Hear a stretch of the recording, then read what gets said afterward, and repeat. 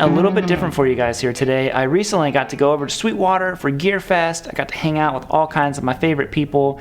Sweetwater, you guys were absolutely phenomenal, as always. You know, they are always just top of the line at everything they do. So thank you to them for such a great time. I'll have affiliate links and all that stuff down below if you guys want to support things like Gear Fest or the channel. Use those links if you don't mind. But in this video, I got to actually shoot a video with my buddy Tim Pierce. We've talked about doing a video together in person for a really long time. Obviously, stuff has happened, and I haven't actually seen Tim in person in 3 years. So I had the idea to do a video talking about PRS. We're both really big PRS fans. I wasn't always a PRS fan. You know, I didn't like them for a really, really long time. I finally found the one, like the CE, that clicked for me, and then I got my DGT, actually, from Sweetwater. This one came from Sweetwater, and I don't know, I bought it 2 or 3 years ago, whatever it's been now. So I wanted to talk about the problems that we think a PRS addresses in, you know, other traditional guitars. So if you're not a PRS fan, you probably won't like this video. If you are a PRS fan, you're probably going to be like, yeah, bro, we totally get it. So here's the video. If you would, check out Tim's channel. His is going to be the top link down there. Tim is absolutely incredible, and you know, just thank you to him for doing this video with me. So here you go. I'm done blabbing.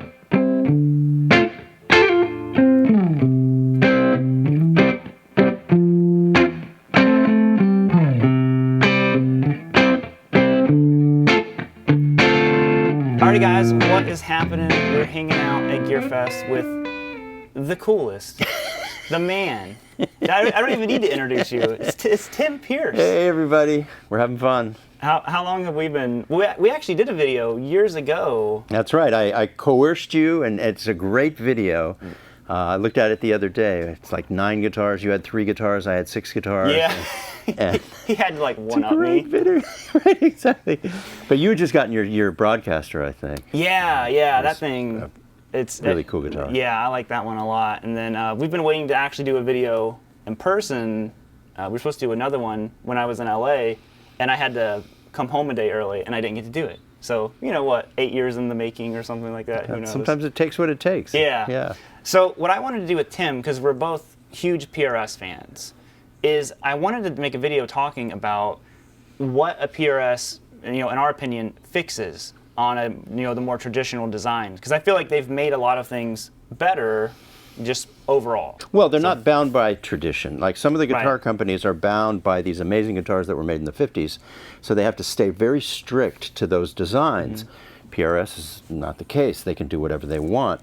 So these guitars have been developed with some real improvements for players. And who wants to go first, you or me? I mean, I can go for it. I think one of the best things is I love the way a PRS just sits on your leg, like the balance of it. Right. It doesn't bottom out. It doesn't. There's no neck dive. They've really just like, it's just a very balanced instrument, and that's a huge thing because I hate when you're sitting there and you feel like you have to support the guitar the whole time to keep it on your lap. And I think that was one of my first things whenever I got a PRS. I was like, oh, it actually just sits here and doesn't go anywhere. Well, and also with the strap, I learned recently the reason this horn is here is for balance when you're standing up. And because the strap actually has to be this way a little bit for it to be really, really balanced. I learned that actually recently. It's also the weight. They're a little lighter, even when it's a heavy piece of wood, just because they're not as thick. Now, the Grissom that you and I both have is a little thicker, and that's on purpose. David did that for tone. Right. Because he wanted it to be more like a traditional Les Paul tone, and it achieves that. But the weight is the other great thing about these. Yeah, I think that they've gotten it more and more under control. Like more recently, they've kind of like, I feel like PRS is one of them. Like you want the old PRS as well, but you also like you want a new PRS too. Like you want the new one that they've come out with and stuff like that. So I think that that's not always the case with, you know, a lot of other guitars.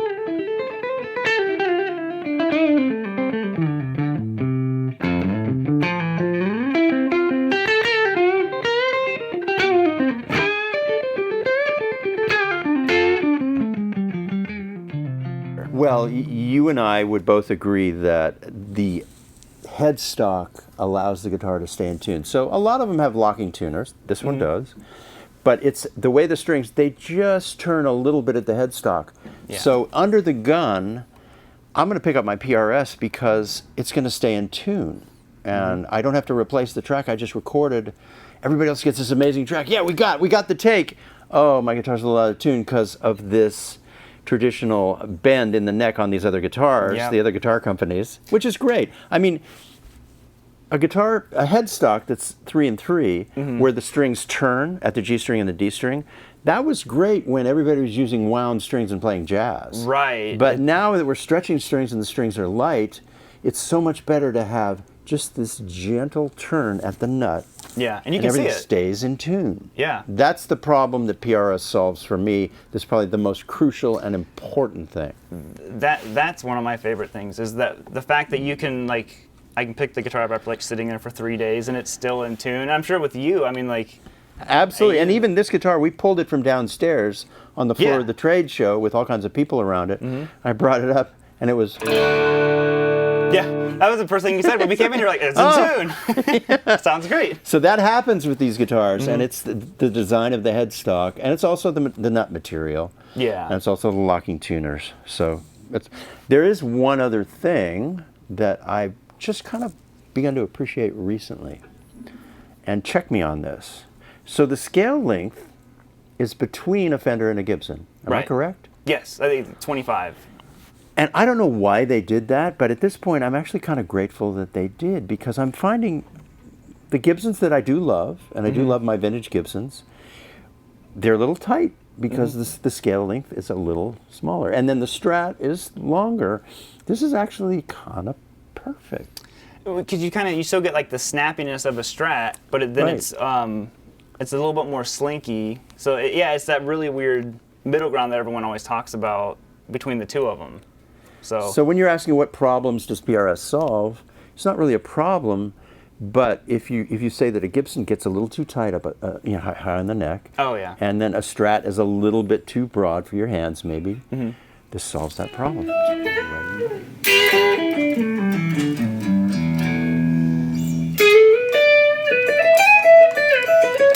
Yeah. Well, for me, I didn't like PRS. I shouldn't say I didn't like them, but I had played like customs and they weren't my favorite.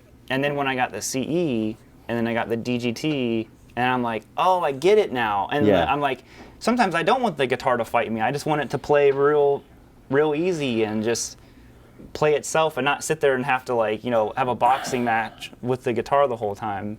Okay, so you brought up another thing that I wouldn't have thought of. When I get a PRS, I mean, Paul likes his action on the high side. So there's a culture there where, it's a little higher than it could be. The thing about a PRS, I get the thing, and I lower it to where it's so low that it plays itself. And these guitars are made so consistently and so well that it doesn't fret out. I mean, I can bend. Oh, yeah. That's the other thing, the consistency all through the line. I lower the action to where other players would be really annoyed. You might even be annoyed at how low my action is. The guitar literally plays itself. Dude, I This is what I want. I can't play low action. Yeah, see? I was See, there talking. you go. I was talking to Brian at PRS about it yesterday. He was like, Yeah. "Oh, Tim plays super low." I'm like, "I can't do it." I go, "My fingers fall over the strings." I'm just ready for it to be easy. Yeah. And it is with these guitars, and they don't fret out. You can pull strings way up here, and I'll even adjust the neck. It's just so easy to get the action where you want it on these guitars. Yeah. I mean, I don't want to talk constantly about how great PRSs are, because this is not, I mean, it is honest. The things we're talking about, I am honest about. Yeah, we both just like PRS. The one thing I do need these days, so a 4-knob version is great because Jeff McErlane taught me that the way to make a bridge pickup sound better is to dial the tone down to 8 on it. Oh, okay. And because this is a master tone, Yeah. when I dial it down to 8, it's going to be the same on both pickups. But what I really need I like the Grissom model because it's got 3 knobs. I like that model because it's got 4 knobs. But with the 2 knobs, and I have several 2-knob PRSs, I just wish that this could be free of the tone knob, and this the tone knob is only on the bridge. Now, I understand you can wire a telly for that, to where the neck is not involved with the tone, bypassed. Yeah. So I'm going to try that and see if I can get my 2-knob PRSs To do that that configuration. Oh, yeah. Then it'll be solved. I'm sure you could. I had a Richie Kotzen Telecaster that was wired that way. Right. And, That's what I need. Yeah, it's almost like the Esquire, Yeah. just straight to the Yeah. to the bridge. But no, I totally know what you mean with that stuff, and it's, you know, like with the DGT, that was another reason why I was like, oh, I want 2 volume. I thought it was 2 tone knobs, but it's 2 volume knobs, and I'm like, oh, well, that's perfect. I want 2 different volumes on both of those pickups. I just wish that there's like a master coil split. I'm like, oh, I really wish I could go single coil neck. Right. And which, I mean, you could obviously disengage that. Like, Right. Rewire somehow, it, if you know, yeah. I'm not smart Customize it. enough to know how to do it, but someone knows how to do these things, I'm sure. Yeah. And you could do that, but I mean, like, those are like, obviously that's how David wants to. It's his guitar. Yeah. I mean, I'm trying to play it. And David Grissom arguably designed the best PRS ever. I know Paul is a great designer. He's constantly pushing the envelope, but David put 20 years into the Grissom, and it really shows. Yeah, well, we've talked about that just like on the phone. You know, saying I really feel like the DGT is the best. I don't think they had a DGT here to grab, and I didn't bring mine. But I think price point. I mean, it's an expensive guitar. But I just think like the feature set that it has and the way it plays is like it just bridges the gap between everything. So Well, yeah, you've got a guy who's a really legit blues rock player who devoted 2 decades to actually tweaking this thing. Well, and the pickups sound phenomenal. Yeah. Those are some of my favorite humbuckers I've ever had. And I wish they would sell them. They won't sell them Separately. individually. Yeah, You have yeah. to buy the guitar. But then it comes with 11s on it, and I'm like, I can't do it. I don't have the man I put hands 9s to- on mine. It was fine. Did you put 9? Yeah, I dropped mine to 10. I asked him, "Is this gonna be okay?" So yeah, you might have to adjust the truss rod, but no, it was fine. It's beautiful with 9s on Yeah. it. No, I had to. And you got your DGT like a couple months before me, and I was like, Yeah. hey, you got that DGT.